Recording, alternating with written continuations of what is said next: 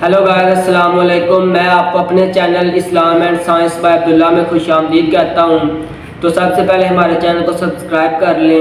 आज का जो हमारा टॉपिक है वो ये है कि शहद की मक्खियों के बारे में अल्लाह ताला ने कुरान मजीद में क्या फरमाया है और चलने वाले पत्थर जिनके मुतल्लिक़ कुरान मजीद में ज़िक्र आया है उनका क्या बयान है। तो आज सबसे पहले हम बात करते हैं शहद की मक्खियों के मुतल्लिक़। अल्लाह ताला ने शहद की मक्खियाँ पैदा की और इनसे हम शहद हासिल करते हैं, तो इनके मुतल्लिक़ अल्लाह ताला क्या फरमाते हैं। सूरह अन-नहल आयत नंबर 68 एंड 69 में अल्लाह ताला फरमाते हैं, फिर हर किस्म के फल में से खा और अपने रब की राहें चल जो कि तेरे लिए आसान और नरम है, और इसके पेट से एक पीने वाली रंग बिरंगी चीज़ निकलती है, इसमें इंसानों के लिए तंदुरुस्ती और बयान करने वालों के लिए निशानियां हैं।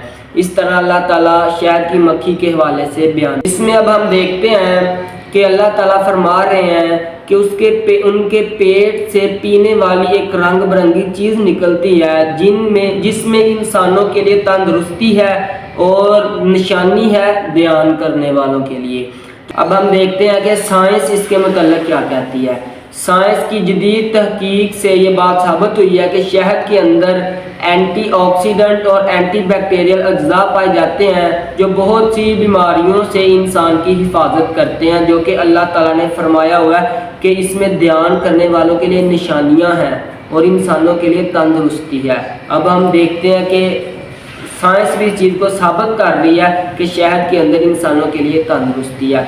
अब हम आ जाते हैं इस तरफ के चलने वाले जो पत्थर हैं इनके मुतल्लिक़ कुरान मजीद में क्या बयान है।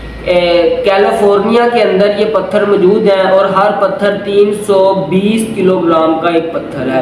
तो 2014 में जदीद तहकीक से ये बात साबित हुई है कि रात के वक्त जब बहुत ज़्यादा सर्दी पड़ती है तो बर्फ़ जम जाती है, लेकिन सुबह गर्मी की वजह से वो बर्फ़ पिघल जाती है और हवा की वजह से ये पत्थर एक तरफ से दूसरी तरफ। कुरान मजीद में अल्लाह ताला ने इन पत्थरों के बारे में क्या इरशाद फरमाया है।